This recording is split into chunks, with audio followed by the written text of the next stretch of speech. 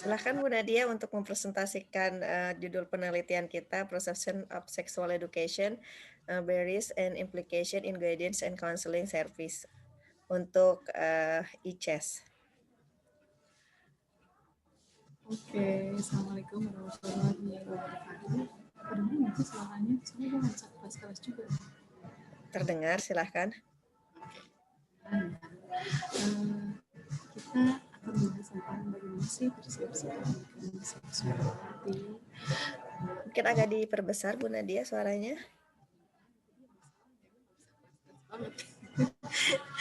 Oke, kita akan membahas tentang persepsi pendidikan seksual, terutama aplikasinya dalam bimbingan dan konseling. Nah, sebelumnya dari hasil penelitian kami itu ternyata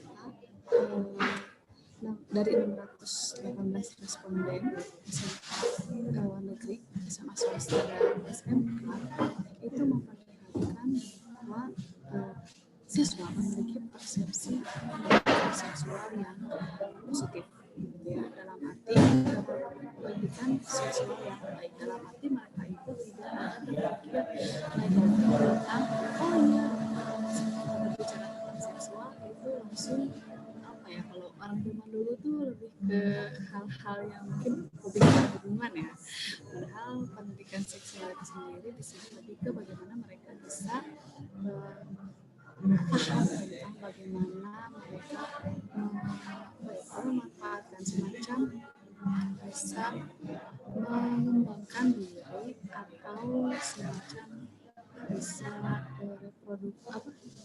kesehatan reproduksinya itu harus seperti apa sih biar bisa biar tidak melakukan hubungan seksual yang di luar nikah misalnya.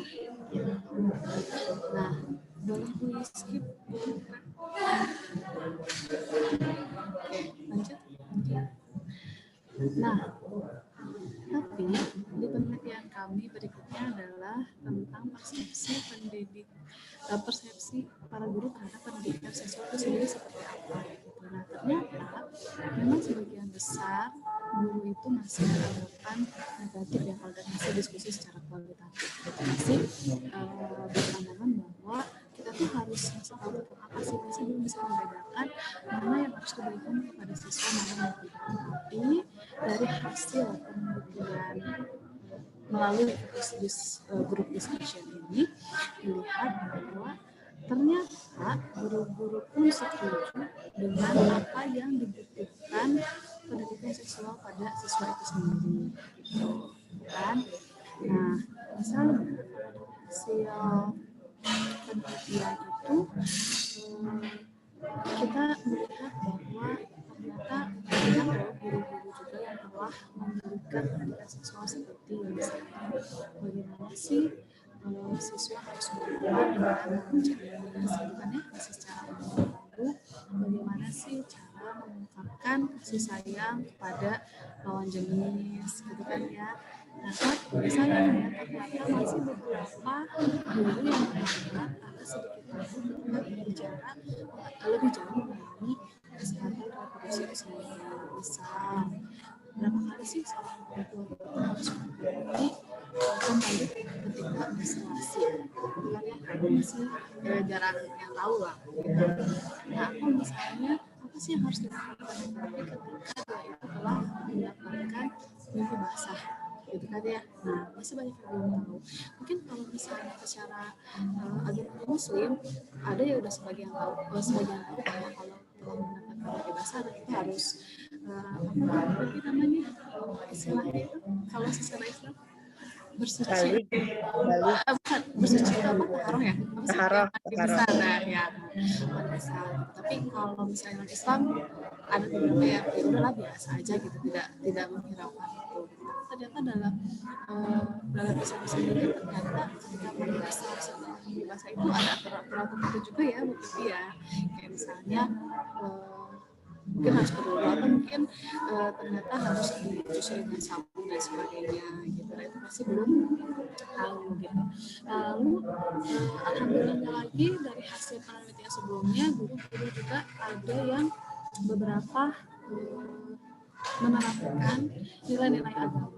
Gitu. Misalnya seperti ada di salah satu sekolah yang istilahnya kayak ada checklist udah sholat wajibnya apa sih, sholat sunatnya apa sih, gitu. Terus sama udah ngaji surat berapa, gitu. Hafalan juz amatnya itu ada. Sebagai meskipun memang tidak ada hubungannya mungkin ya dengan perilaku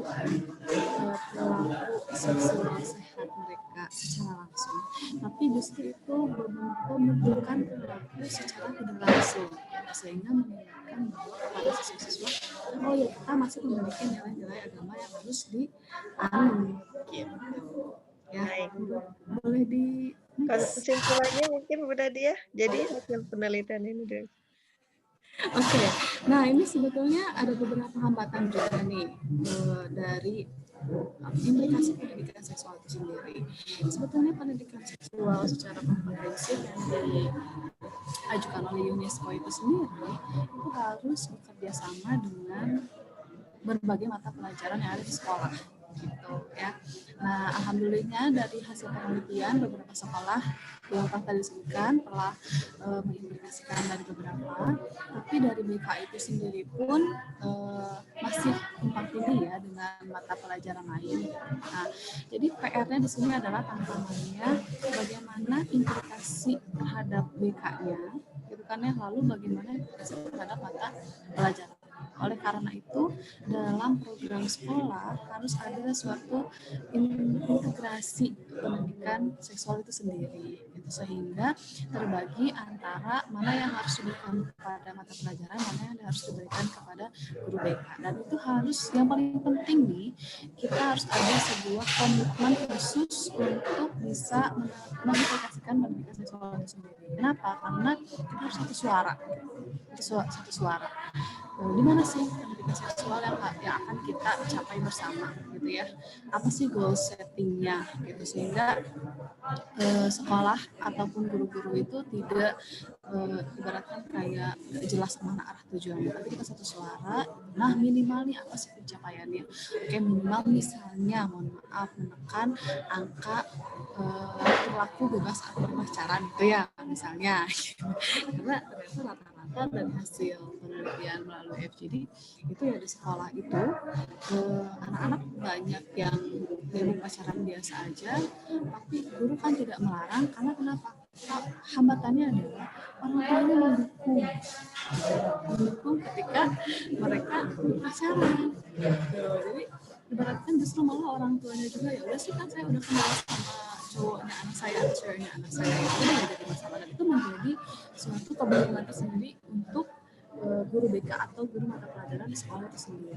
Nah, itu menjadi tantangan nih berikutnya dalam penerapan pendidikan seksual, yaitu bagaimana kita melibatkan orang tua untuk penerapan pendidikan seksual itu sendiri. Sehingga hasil dari penelitian ini merekomendasikan bahwa dalam penerapannya kita harus melibatkan ada program selain siswa tentunya ya, kita juga harus ada semacam kayak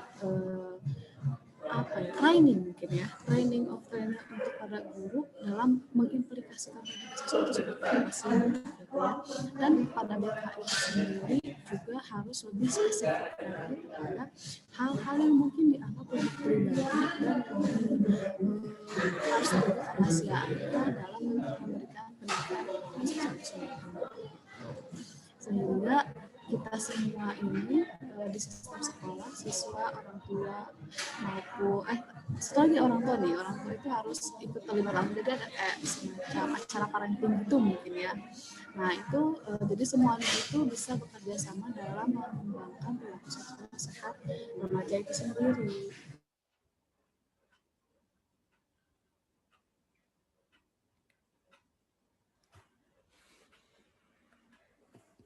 Oke, baik. Thank you Bu Nadia buat presentasi untuk ICES kali ini, bahwa memang sexual education itu sangat penting dan perlu diterapkan di sekolah-sekolah dengan juga bekerja sama dengan para orang tua. Thank you atas partisipasinya.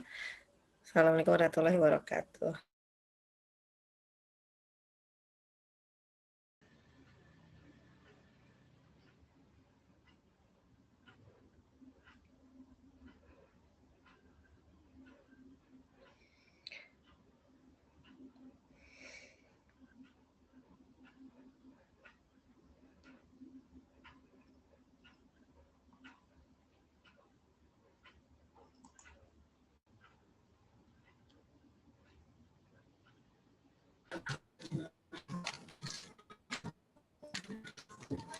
Ya, halo Bu Naid. Aku nggak tahu nih, mudah-mudahan udah ke record ya.